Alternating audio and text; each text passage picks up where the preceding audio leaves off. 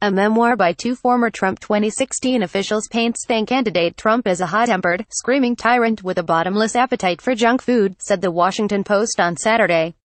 The political neophyte frequently bucked his advisors' directives and ran a chaotic operation beset by constant petty rivalries and failures of communication.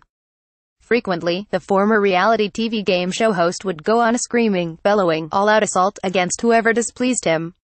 Sooner or later, everybody who works for Donald Trump will see a side of him that makes you wonder why you took a job with him in the first place, wrote former Trump 2016 officials Corey Lewandowski and David Bossie. His wrath is never intended as any personal offense, but sometimes it can be hard not to take it that way.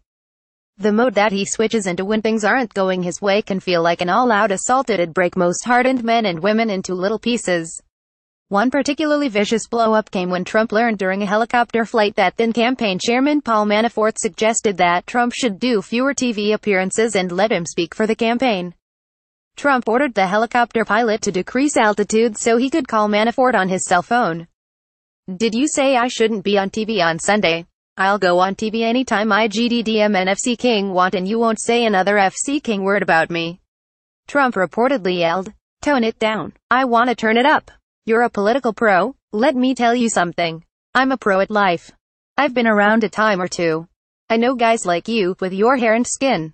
Lewandowski is particularly effusive in his gushing praise for his former boss, the Post said, calling the unhinged helicopter outburst one of the greatest takedowns in the history of the world. Elsewhere, the book reportedly details Steve Bannon's machinations against Manafort and other rivals on the campaign and enlarges on Trump's reputation as a demanding, micromanaging boss. At one point, Lewandowski was reportedly so ill that he couldn't stay awake, falling asleep during a campaign plane trip. He awoke to Trump telling him, "Corey, if you can't take it, we'll get somebody else." The book also recounts the president's bottomless appetite for junk food, a typical dinner from McDonald's consisting of 2 Big Macs, 2 filet-o-fish sandwiches and a chocolate malted on Trump Force when there were 4 major food groups: McDonald's, Kentucky Fried Chicken, pizza and Diet Coke, wrote Bossie and Lewandowski. The campaign plane's cupboards were stacked with Vienna fingers, potato chips, pretzels and mini packages of Oreos because Trump, a renowned germaphobe, would not eat from a previously opened package, the Post said.